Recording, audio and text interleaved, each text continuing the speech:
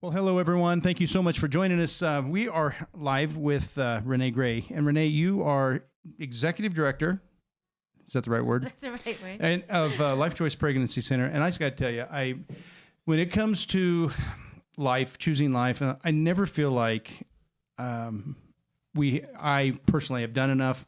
The church, I'm so glad you're there because we can support LifeChoice. I know what you do is rock solid, with Christ and with helping these girls and really families. And so I just want to give us a little overview of the ministry, what's happening right now. And I think we were talking offline a little bit, but you've got a lot of staff right now. Tell us about your staff. It sounds like it's grown a bunch just this last hunk of time. It's grown a huge bunch. Yeah. And, it's amazing, like you were saying earlier today about Cheyenne Hills Church and how you couldn't do it without all these truly talented and gifted people. For sure, yeah. LifeChoice is a lot like that. When I started in the executive director position about almost 3 years ago, can you believe that, Galen? No. It's been almost 3 years. It's amazing to me. We had one staff member, and she was on the mobile medical unit. She was going to go out 3 times a month as our client advocate. And so when I came boots to the ground, if you will, from the board of directors to that position, it's amazing how God has raised up through the Legacy for Life tours where we have people come in as a guest to kind of see what it's like through the lens of a client behind the scenes. He's raised up a mighty army for Christ. And how many would you call on staff or affiliated with LifeChoice now? I just got the count last week, over 87. Is that right? Yeah. Oh my gosh, that's a bunch of people. That's awesome. Well, and Cheyenne Hills Church staff is going to be a guest at LifeChoice this coming Tuesday. We're so excited to have you guys. We'll probably have all of our staff. I'll probably be looking for staff after this next week. I didn't even think about this. I don't know if I could be considered a staff stealer, but I might be trying. You might try really hard. Well, I'm glad you are, and I'm glad you're there. And you mentioned the mobile medical unit. You've had that. How many years have you had that now? Let's see. We've purchased it about 5 years ago, and we launched it about 3 years ago. Once we got the Knights of Columbus, very generous group of people. It took me about a year to raise the money for about $30,000 for a ultrasound machine. Yeah. And so we launched it 3 years ago in July. And how do I know that, Galen? How do I know? Because it's expensive. I had to drive it. Oh, I see. Yeah. No, I remember that. And you were taking it to several towns. Do you still do that? We still do that. Okay. We first launched it in Wheatland, then Torrington, and then Pine Bluffs. Okay. We park it at sister locations there. It's First State Bank Convention Center, Jeff Marsh's place at New York Life in Torrington, and then we park it at Crossroads Church.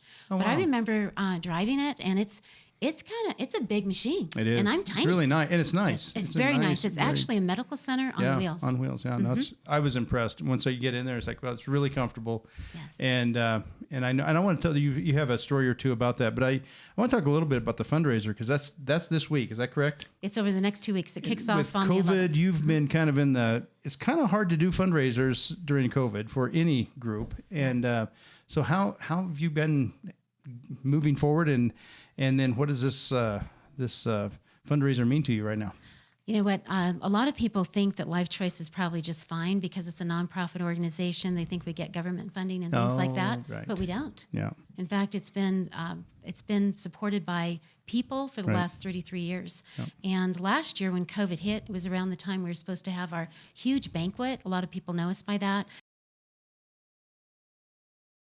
And so when that hit, it was about a month, Galen, before that. And so we had to cancel that event. And God carried us through the entire year. And resources showed up. In fact, all the churches were amazing.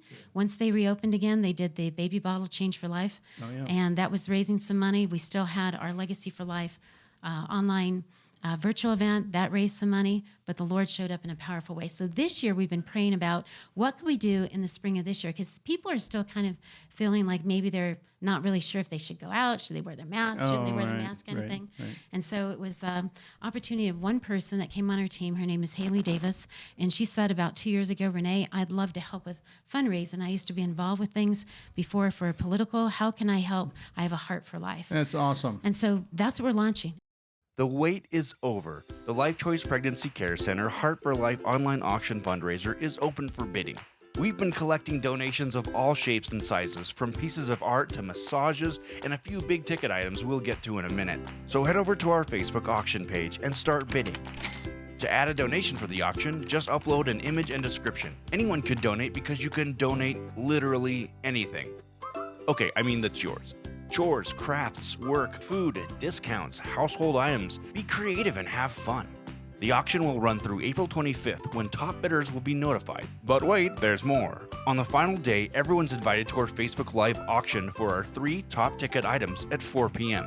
One of these items is a personal sightseeing, flight, and flying lesson in a Cessna 182 aircraft for you and up to 2 guests. The other items, you'll have to be online during the Facebook Live event to see.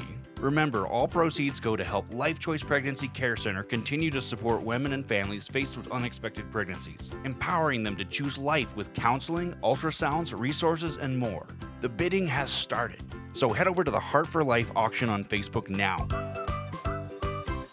I'm probably going to do that. Is Mike going to be putting a flight in there? I may punch that button. I don't know if he is or not. I think he is. You may need to twist his arm a little bit. That would be good because I need to buy that one. And people can give, Galen, for this online auction over the next 2 weeks. They're calling us up and they're saying, what can we give, Renee? I said, well, services, if you paint, if you fly airplanes, if you make rocking chairs, if you bake goods, whatever it is. You put a value on that, or they will. So can you give them maybe some email addresses? How can people... Cheyenne Hills Church said that what you guys would do is go ahead and link us to our website. And so they just need to go on Cheyenne Hills Church website. And they can find it there. They can find it there, or they can go directly to our website. You mentioned baby bottles. That's coming up like Mother's Day, isn't it? It when is. we do that? Is that Mother's Day and then you pick them up when? Father's Day. Father's Day. So that's a big one for you. I didn't realize that's a big help. That's a big one. We have over 40-some churches that participate in that right? all over That's southeastern awesome. Wyoming. Awesome. Well, LifeChoice has been across the street ministry of Cheyenne Hills for, I don't know, a long time. And it's I know that we don't do enough, but I thank you so much for being there, because not only do you provide the services for the couples that come in to choose life, but there's a part of this that is choosing eternal life, and I know that happens. Do you have any recent stories? What's really crazy, Galen, is there was a revival that happened about a year and a half ago, and it was in our education department.